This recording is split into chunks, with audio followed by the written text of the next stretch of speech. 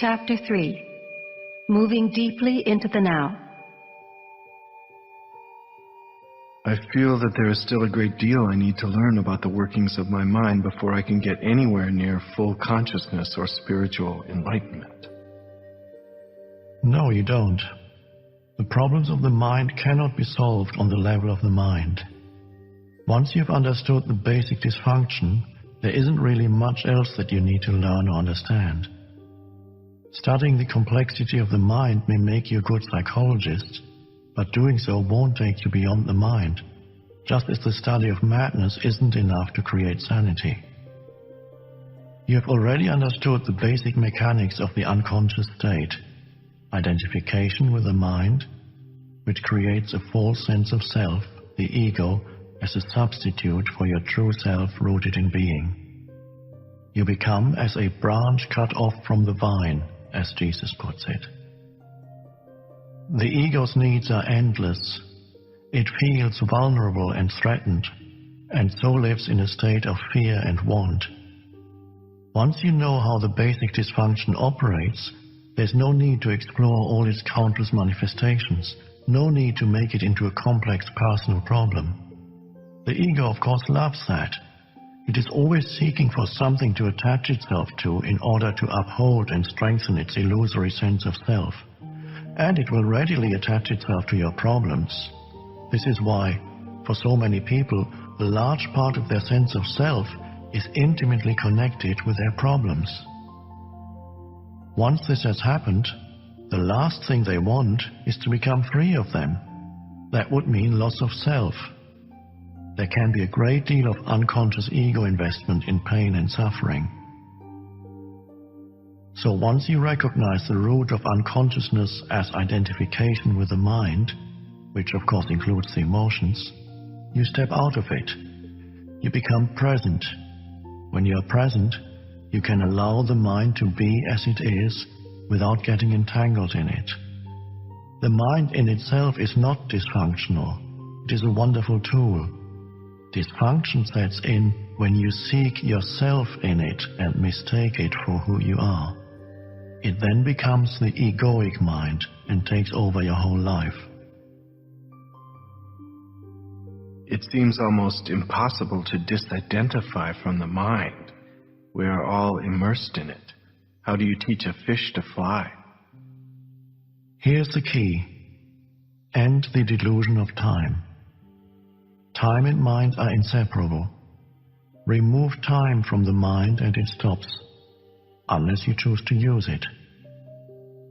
To be identified with your mind is to be trapped in time, the compulsion to live almost exclusively through memory and anticipation. This creates an endless preoccupation with past and future and an unwillingness to honor and acknowledge the present moment and allow it to be. The compulsion arises because the past gives you an identity, and the future holds the promise of salvation, of fulfillment in whatever form. Both are illusions. But without a sense of time, how would we function in this world? There would be no goals to strive toward anymore. I wouldn't even know who I am because my past makes me who I am today. I think time is something very precious, and we need to learn to use it wisely rather than waste it. Time isn't precious at all because it is an illusion. What you perceive as precious is not time, but the one point that is out of time, the now. That is precious indeed. The more you are focused on time, past and future, the more you miss the now, the most precious thing there is. Why is it the most precious thing? Firstly, because it is the only thing. It's all there is. The eternal present is the space within which your whole life unfolds, the one factor that remains constant. Life is now. There was never a time when your life was not now, nor will there ever be. Secondly, the now is the only point that can take you beyond the limited confines of the mind. It is your only point of access into the timeless and formless realm of being.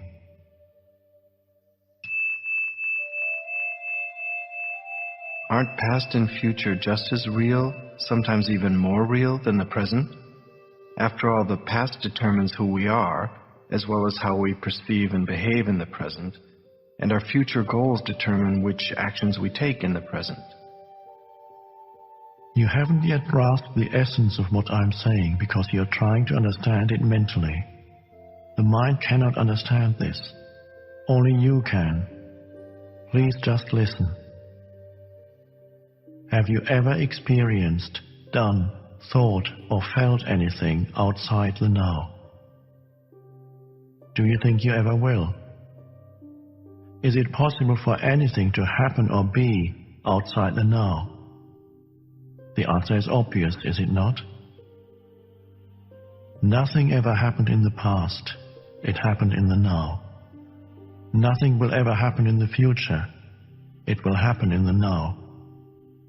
What you think of as the past is a memory trace stored in the mind of the former now.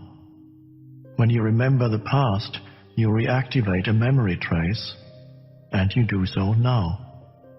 The future is an imagined now, a projection of the mind. When the future comes, it comes as the now. When you think about the future, you do it now. Past and future obviously have no reality of their own. Just as the moon has no light of its own, but can only reflect the light of the sun, so are past and future only pale reflections of the light, power and reality of the eternal present. Their reality is borrowed from the now. The essence of what I am saying here cannot be understood by the mind. The moment you grasp it, there's a shift in consciousness from mind to being, from time to presence. Suddenly, everything feels alive, radiates energy, emanates being.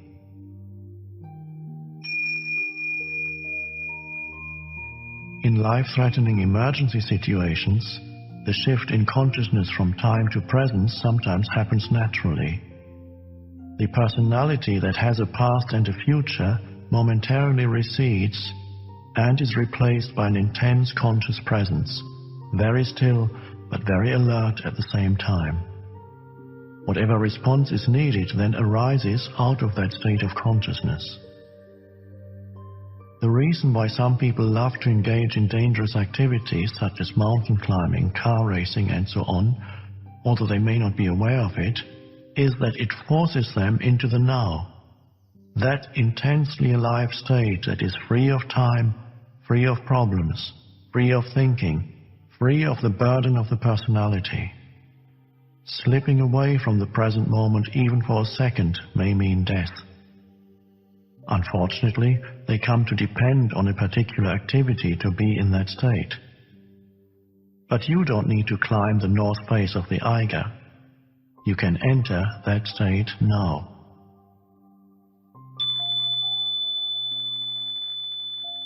Since ancient times, spiritual masters of all traditions have pointed to the now as the key to the spiritual dimension. Despite this, it seems to have remained a secret. It is certainly not taught in churches and temples. If you go to a church, you may hear readings from the Gospels such as, "Take no thought for the morrow shall take thought for the things of itself," or "Nobody who puts his hands to the plow and looks back is fit for the kingdom of God." Or you might hear the passage about the beautiful flowers that are not anxious about tomorrow but live with ease in the timeless now and are provided for abundantly by God. The depth and radical nature of these teachings are not recognized. No one seems to realize that they are meant to be lived and so bring about a profound inner transformation.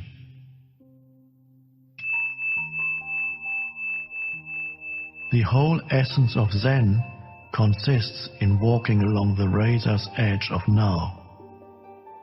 To be so utterly, so completely present that no problem, no suffering, nothing that is not who you are in your essence can survive in you. In the now, in the absence of time, all your problems dissolve. Suffering needs time. It cannot survive in the now. The great Zen master Rinzai, in order to take his students' attention away from time, would often raise his finger and slowly ask, "What at this moment is lacking?" A powerful question that does not require an answer on the level of the mind. It is designed to take your attention deeply into the now. A similar question in the Zen tradition is this: if not now, when?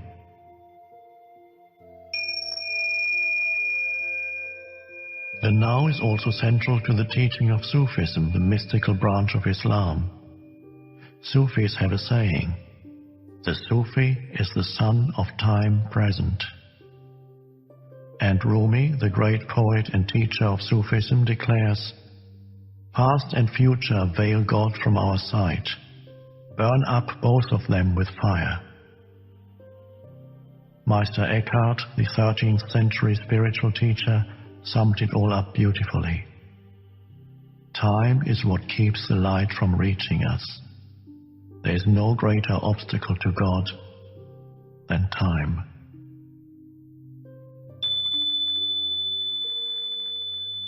A moment ago, when you talked about the eternal present and the unreality of past and future, I found myself looking at that tree outside the window. I had looked at it a few times before, but this time it was different. The external perception had not changed much, except that the colors seemed brighter and more vibrant.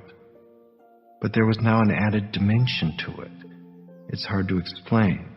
I don't know how, but I was aware of something invisible that I felt was the essence of that tree, its inner spirit, if you like. And somehow I was part of that. I realize now that I hadn't truly seen the tree before, just a flat and dead image of it. When I look at the tree now, some of that awareness is still present, but I can feel it slipping away. You see, the experience is already receding into the past. Can something like this ever be more than a fleeting glimpse? You were free of time for a moment. You moved into the now and therefore perceived the tree without the screen of mind. The awareness of being became part of your perception. With the timeless dimension comes a different kind of knowing, one that does not kill the spirit that lives within every creature and everything. A knowing that does not destroy the sacredness and mystery of life, but contains a deep love and reverence for all that is. A knowing of which the mind knows nothing. The mind cannot know the tree. It can only know facts or information about the tree. My mind cannot know you, only labels, judgments, facts and opinions about you. Being alone knows directly. There is a place for mind and mind knowledge. It is in the practical realm of day-to-day living. However, when it takes over all aspects of your life, including your relationships with other human beings and with nature, it becomes a monstrous parasite that, unchecked, may well end up killing all life on the planet and finally itself by killing its host. You have had a glimpse of how the timeless can transform your perceptions. But an experience is not enough, no matter how beautiful or profound. What is needed and what we are concerned with is a permanent shift in consciousness. So break the old pattern of present moment denial and present moment resistance. Make it your practice to withdraw attention from past and future whenever they are not needed. Step out of the time dimension as much as possible in everyday life. If you find it hard to enter the now directly, start by observing the habitual tendency of your mind to want to escape from the now. You will observe that the future is usually imagined as either better or worse than the present. If the imagined future is better, it gives you hope or pleasurable anticipation. If it is worse, it creates anxiety. Both are illusory. through self-observation, more presence comes into your life automatically. The moment you realize you are not present, you are present. Whenever you are able to observe your mind, you are no longer trapped in it. Another factor has come in, something that is not of the mind, the witnessing presence. Be present as the watcher of your mind, of your thoughts and emotions, as well as your reactions in various situations. Be at least as interested in your reactions as in the situation or person that causes you to react. Notice also how often your attention is in the past or future. Don't judge or analyze what you observe. Watch the thought, feel the emotion, observe the reaction. Don't make a personal problem out of them. You will then feel something more powerful than any of those things that you observe. The still observing presence itself behind the content of your mind, the silent watcher.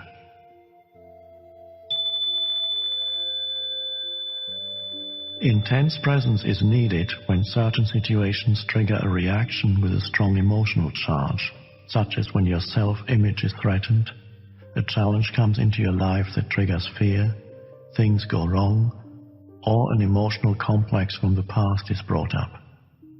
In those instances, the tendency is for you to become unconscious. The reaction or emotion takes you over. You become it. You act it out. You justify, make wrong, attack, defend. Except that it isn't you. It's the reactive pattern, the mind in its habitual survival mode. Identification with the mind gives it more energy. Observation of the mind withdraws energy from it. Identification with the mind creates more time. Observation of the mind opens up the dimension of the timeless. The energy that is withdrawn from the mind turns into presence. Once you can feel what it means to be present, it becomes much easier to simply choose to step out of the time dimension whenever time is not needed for practical purposes, and move more deeply into the now. This does not impair your ability to use time, past or future, when you need to refer to it for practical matters. Nor does it impair your ability to use your mind. In fact, it enhances it. When you do use your mind, it will be sharper, more focused. Learn to use time in the practical aspects of your life. We may call this clock time, but immediately return to present moment awareness when those practical matters have been dealt with. In this way, there will be no build-up of psychological time, which is identification with the past and continuous compulsive projection into the future. Clock time is not just making an appointment or planning a trip. It includes learning from the past, so that we don't repeat the same mistakes over and over, setting goals and working towards them, predicting the future by means of patterns and laws, physical, mathematical, and so on, learned from the past, and taking appropriate action on the basis of our predictions. But even here, within the sphere of practical living, where we cannot do without reference to past and future, the present moment remains the essential factor. Any lesson from the past becomes relevant and is applied now. Any planning, as well as working towards achieving a particular goal, is done now. The enlightened person's main focus of attention is always the now, but they are still peripherally aware of time. In other words, they continue to use clock time, but are free of psychological time. Be alert as you practice this so that you do not unwittingly transform clock time into psychological time. For example, if you made a mistake in the past and learn from it now, you are using clock time. On the other hand, if you dwell on it mentally and self-criticism, remorse or guilt come up, then you are making the mistake into me and mine. You make it part of your sense of self, and it has become psychological time, which is always linked to a false sense of identity. Non-forgiveness necessarily implies a heavy burden of psychological time. If you set yourself a goal and work towards it, you're using clock time. You're aware of where you want to go, but you honor and give your fullest attention to the step that you're taking at this moment. If you then become excessively focused on the goal, perhaps because you're seeking happiness, fulfillment, or a more complete sense of self in it, the now is no longer honored. It becomes reduced to a mere stepping stone to the future, with no intrinsic value. Clock time then turns into psychological time. Your life's journey is no longer an adventure, just an obsessive need to arrive, to attain, to make it. You no longer see or smell the flowers by the wayside either, nor are you aware of the beauty and the miracle of life that unfolds all around you when you are present in the now.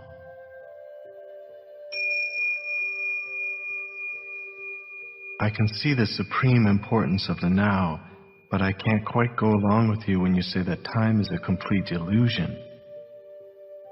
When I say time is an illusion, my intention is not to make a philosophical statement. I'm just reminding you of a simple fact, a fact so obvious that you may find it hard to grasp and may even find it meaningless. But once fully realized, it can cut like a sword through all the mind-created layers of complexity and problems. Let me say it again. The present moment is all you ever have. There's never a time when your life is not this moment. Is this not a fact?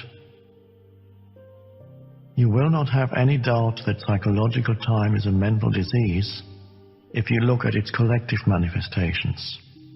They occur, for example, in the form of ideologies such as communism, National Socialism, or any nationalism, or rigid religious belief systems, which operate under the implicit assumption that the highest good lies in the future, and that therefore the end justifies the means.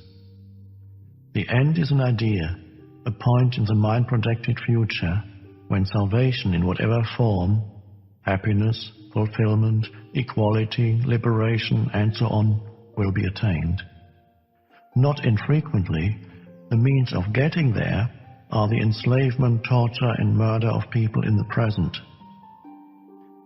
For example, it is estimated that as many as 50 million people were murdered to further the cause of communism, to bring about a better world in Russia, China, and other countries. This is a chilling example of how belief in a future heaven creates a present hell. Can there be any doubt that psychological time is a serious and dangerous mental illness? How does this mind pattern operate in your life? Are you always trying to get somewhere other than where you are? Is most of your doing just a means to an end? Is fulfillment always just around the corner or confined to short-lived pleasures, such as sex, food, drink, drugs, or thrills and excitement?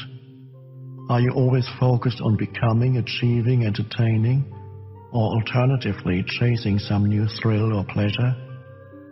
Do you believe that if you acquire more things you will become more fulfilled, good enough, or psychologically complete? Are you waiting for a man or woman to give meaning to your life? In the normal, mind-identified or unenlightened state of consciousness, the power and infinite creative potential that lie concealed in the now are completely obscured by psychological time. Your life then loses its vibrancy, its freshness, its sense of wonder. The old patterns of thought, emotion, behavior, reaction, and desire are acted out in endless repeat performances, a script in your mind that gives you an identity of sorts, but distorts or covers up the reality of the now. The mind then creates an obsession with the future as an escape from the unsatisfactory present. But the belief that the future will be better than the present is not always an illusion.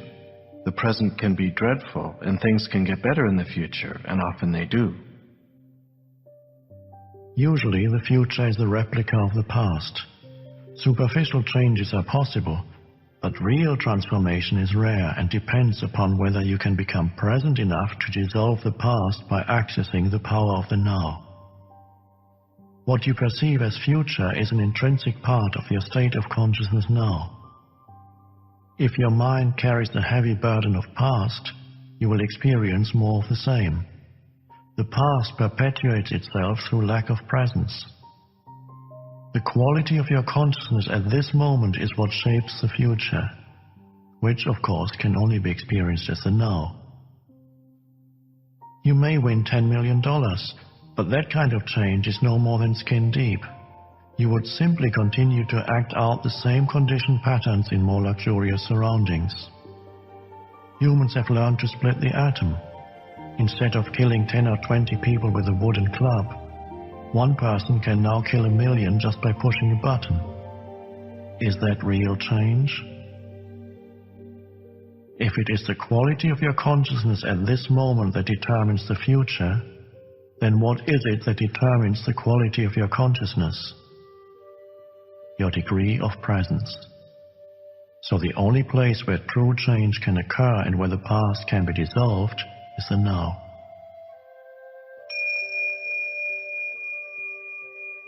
All negativity is caused by an accumulation of psychological time and denial of the present. Unease, anxiety, tension, stress, worry, all forms of fear are caused by too much future and not enough presence. Guilt, regret, resentment, grievances, sadness, bitterness, and all forms of non-forgiveness are caused by too much past and not enough presence. Most people find it difficult to believe that a state of consciousness totally free of all negativity is possible.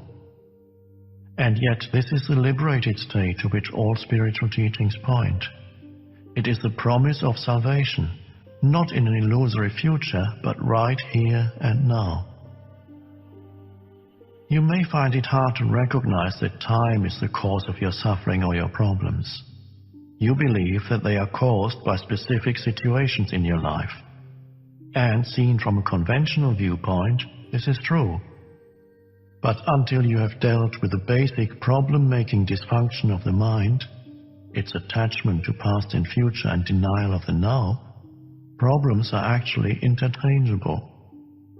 If all your problems or perceived causes of suffering or unhappiness were miraculously removed for you today, but you had not become more present, more conscious, you would soon find yourself with a similar set of problems or causes of suffering, like a shadow that follows you wherever you go. Ultimately, there's only one problem: the time-bound mind itself. I can't believe that I could ever reach a point where I am completely free of my problems. You're right. You can never reach that point because you are at that point now. There is no salvation in time. You cannot be free in the future. Presence is the key to freedom, so you can only be free now. I don't see how I can be free now. As it happens, I am extremely unhappy with my life at the moment. This is a fact, and I would be deluding myself if I tried to convince myself that all is well when it definitely isn't. To me, the present moment is very unhappy. It is not liberating at all. What keeps me going is the hope or possibility of some improvement in the future. You think that your attention is in the present moment when it's actually taken up completely by time. You cannot be both unhappy and fully present in the now. What you refer to as your life should more accurately be called your life situation. It is psychological time, past and future. Certain things in the past didn't go the way you wanted them to go.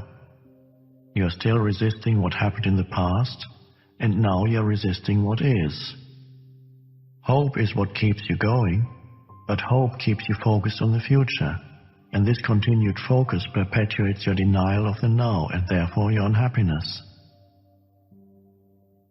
It's true that my present life situation is the result of things that happened in the past, But it is still my present situation, and being stuck in it is what makes me unhappy. Forget about your life situation for a while and pay attention to your life. What's the difference? Your life situation exists in time. Your life is now. Your life situation is mind stuff. Your life is real. Find the narrow gate that leads to life. It is called the now. Narrow your life down to this moment. Your life situation may be full of problems. Most life situations are. But find out if you have any problem at this moment, not tomorrow or in 10 minutes, but now. Do you have a problem now? When you are full of problems, there's no room for anything new to enter, no room for a solution. So whenever you can, make some room, create some space, so that you can find the life underneath your life situation. Use your senses fully. Be where you are. Look around. Just look. Don't interpret. See the light, shapes, colors, textures. Be aware of the silent presence of each thing. Be aware of the space that allows everything to be. Listen to the sounds. Don't judge them. Listen to the silence underneath the sounds. Touch something, anything, and feel and acknowledge its being. Observe the rhythm of your breathing. Feel the air flowing in and out. Feel the life energy inside your body. Allow everything to be within and without. Allow the isness of all things. Move deeply into the now. You are leaving behind the deadening world of mental abstraction, of time. You are getting out of the insane mind that is draining you of life energy, just as it is slowly poisoning and destroying the earth. You are awakening out of the dream of time into the present.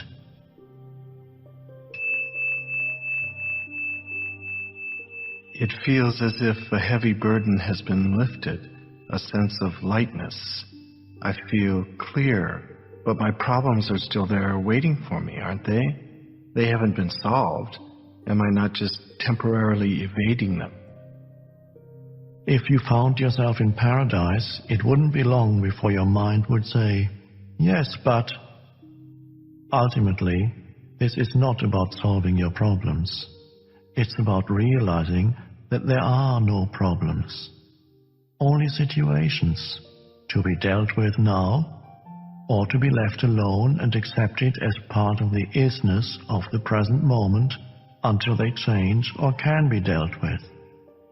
Problems are mind-made and need time to survive. They cannot survive in the actuality of the now. Focus your attention on the now and tell me what problem you have at this moment.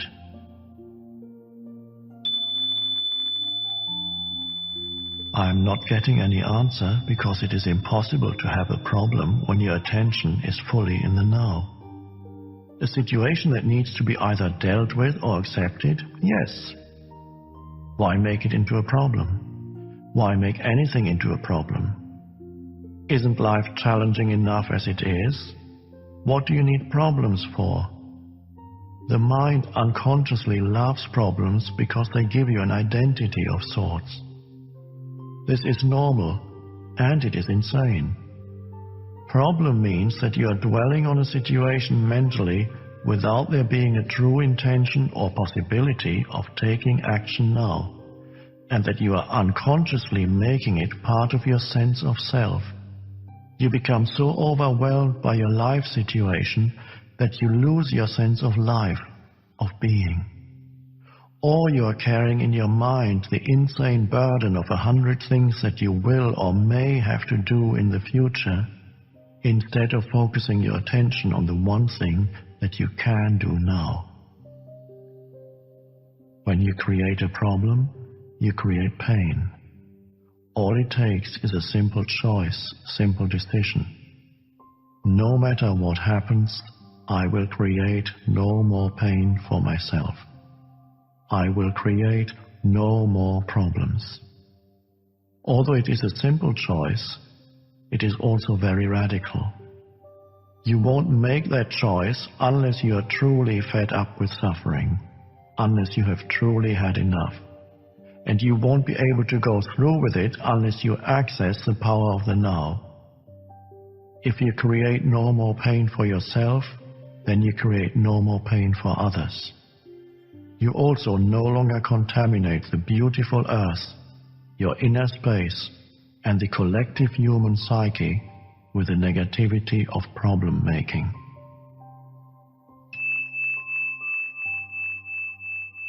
If you have ever been in a life or death emergency situation, you will know that it wasn't a problem. The mind didn't have time to fool around and make it into a problem. In a true emergency, the mind stops. You become totally present in the now, and something infinitely more powerful takes over. This is why there are many reports of ordinary people suddenly becoming capable of incredibly courageous deeds. In any emergency, either you survive or you don't. Either way, it is not a problem. Some people get angry when they hear me say that problems are illusions. I am threatening to take away their sense of who they are. They have invested much time in a false sense of self. For many years, they have unconsciously defined their whole identity in terms of their problems or their suffering. Who would they be without it? A great deal of what people say, think, or do is actually motivated by fear, which of course is always linked with having your focus on the future and being out of touch with the now. As there are no problems in the now, there is no fear either. Should a situation arise that you need to deal with now, your action will be clear and incisive if it arises out of present moment awareness. It is also more likely to be effective. It will not be a reaction coming from the past conditioning of your mind, but an intuitive response to the situation. In other instances, when the time-bound mind would have reacted, you will find it more effective to do nothing. Just stay centered in the now. I have had glimpses of this state of freedom from mind and time that you describe, but past and future are so overwhelmingly strong that I cannot keep them out for long. The time-bound mode of consciousness is deeply embedded in the human psyche. But what we are doing here is part of a profound transformation that is taking place in the collective consciousness of the planet and beyond. The awakening of consciousness from the dream of matter, form, and separation. The ending of time. We are breaking mind patterns that have dominated human life for eons. Mind patterns that have created unimaginable suffering on a vast scale. I am not using the word evil. It is more helpful to call it unconsciousness or insanity. This breaking up of the old mode of consciousness, or rather unconsciousness, is it something we have to do, or will it happen anyway? I mean, is this change inevitable? That's a question of perspective. The doing and the happening is in fact a single process. Because you are one with the totality of consciousness, you cannot separate the two. But there's no absolute guarantee that humans will make it. The process isn't inevitable or automatic. Your cooperation is an essential part of it. However you look at it, it is a quantum leap in the evolution of consciousness, as well as our only chance of survival as a race. To alert you that you have allowed yourself to be taken over by psychological time, you can use a simple criterion.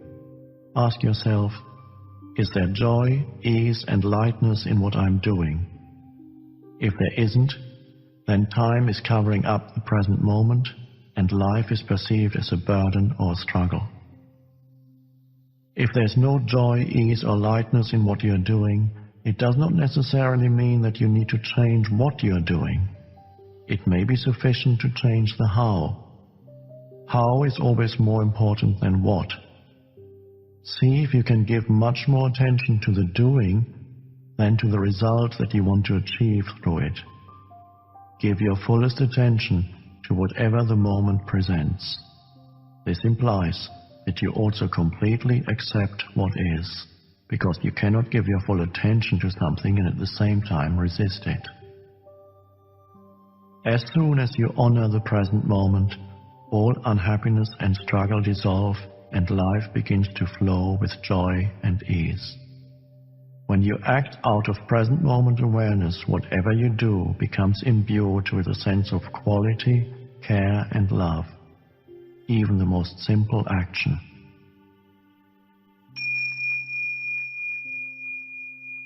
So do not be concerned with the fruit of your action. Just give attention to the action itself. The fruit will come of its own accord. This is a powerful spiritual practice. In the Bhagavad Gita, one of the oldest and most beautiful spiritual teachings in existence, non-attachment to the fruit of your action is called karma yoga. It is described as the path of consecrated action. When the compulsive striving away from the now ceases, the joy of being flows into everything you do. The moment your attention turns to the now, you feel a presence, a stillness, a peace. You no longer depend on the future for fulfillment and satisfaction. You don't look to it for salvation. Therefore, you are not attached to the results. Neither failure nor success has the power to change your inner state of being. You have found the life underneath your life situation. In the absence of psychological time, your sense of self is derived from being, not from your personal past. Therefore, the psychological need to become anything other than who you are already is no longer there. In the world, on the level of your life situation, you may indeed become wealthy, knowledgeable, successful, free of this or that. But in the deeper dimension of being, you are complete and whole now.